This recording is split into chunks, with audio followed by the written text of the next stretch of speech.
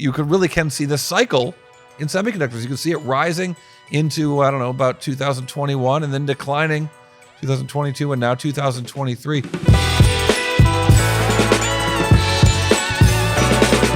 Business story behind one stock on the move. That stock is Teradyne, symbol TER. I'm Futurum Group's chief market strategist, Cory Johnson. Teradyne, really interesting company. They don't make semiconductor manufacturing equipment. They make testing equipment. So they tend to see some of the same trends that we see in the semiconductor equipment business. Reporting fourth quarter earnings, not great, because we've been hearing this from semiconductor equipment companies that we're kind of in a trough right now, maybe starting to come out of it. Wall Street analysts like to talk about a beat or a miss, and this was neither. When we dig into the business, we'll find out why it was neither. So here's what we know about the numbers, the actual numbers from this company. They reported earnings that were just a little bit off. The revenue's just a little bit off of what Wall Street expected, and the earnings a little bit better than what Wall Street expected, which is to say Wall Street was wrong. Fine, whatever. But the actual revenues in the quarter, $671 million, or profits for the company, net income of $117 million. That's up about on a year-over-year basis, right? So those are numbers that are just bad.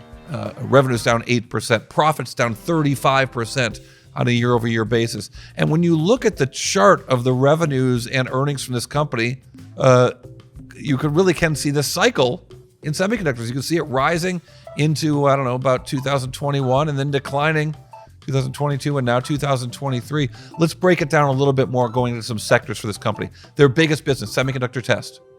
Just not good stuff. Sales down 10%. SoC sales and system on a chip test. So that's a much more involved process. You're not just testing a semiconductor, you're testing an entire system that's on a semiconductor. That was down 20% year over year, specifically citing mobility and industrial demand. Some of their other businesses also not great. Their system test business down 14%. Their wireless test business much smaller, but down 38%. And their robotics business, which is very different business, but part of Teradyne, that was actually good, up 17% year over year, and a big tick up from the most recent quarter, up 50%. So, but once again, we're always looking forward to these companies, and guidance was really important, and the guidance just wasn't great. Guidance was looking at numbers that are going to be down a lot in the first quarter, and I think that's why you saw some kind of softness in this business. When you see the chart, you can kind of see the big sell-off as soon as they announced these earnings. Stock sold off quite a bit, and after a kind of lousy year. Last year, stock down 4% when the S&P 500 is up quite a bit. So not a great quarter, not a great year for Teradyne, but some optimism going forward, because the main message in the conference call is that they think that this slowdown, while not ending in the first quarter of 2024, the quarter that we're in right now, they really do think in the second half they're going to be selling a lot more, and that in the second half, the shift is going to go a little bit away from the mobile phone devices, mobile devices and phones that they've sold so much of, and think it's going to shift a little bit more to PCs. Really interesting, and I think we're going to hear more of this from other companies. Now, here's Teradyne CEO Gary Smith talking about the changes in their total addressable market and how it's shifting more towards PCs. The composition of the TAM in the midterm model, if you compare this year to last year, I think the biggest change is that we think that the compute part of the market is going to be at a higher level than we did last year. And we think that the mobile portion of the market is going to be up from where it is now, but will not be at the level that we were modeling last year. So we believe that the pace of transistor density is proceeding basically at the same rate that we thought it was proceeding last year. The real difference is that the end market, end unit market predictions going out through the midterm are a bit softer in this model than they were last time. Certainly the impact of cloud and edge AI in the market is a relatively new factor and is strengthening the compute part of it. So maybe a little more computer, a little less mobile, and shocker, AI is the driver. But what's the big takeaway, and what's one number that means a whole lot?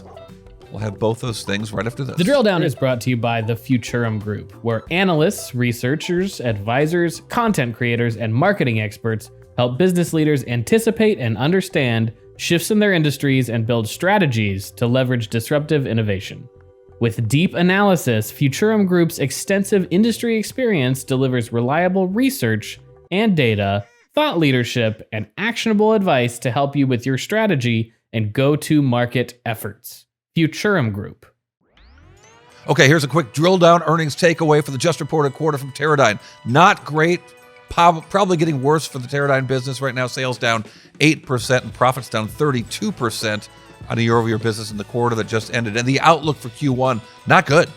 And over the next year now, these guys see a big shift in their business. Maybe they see growth coming back, but not till the second half of the year. And they see a shift going maybe away from mobile devices for Teradyne and more towards PCs. I promise you the drill down earnings bite one number that tells us a whole lot.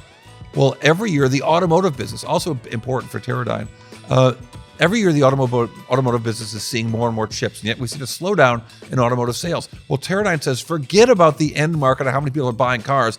There will be so many more chips that they think year after year after year for the next few years you're going to see 11% growth in the amount of chips sold into cars. 11%, there's your number.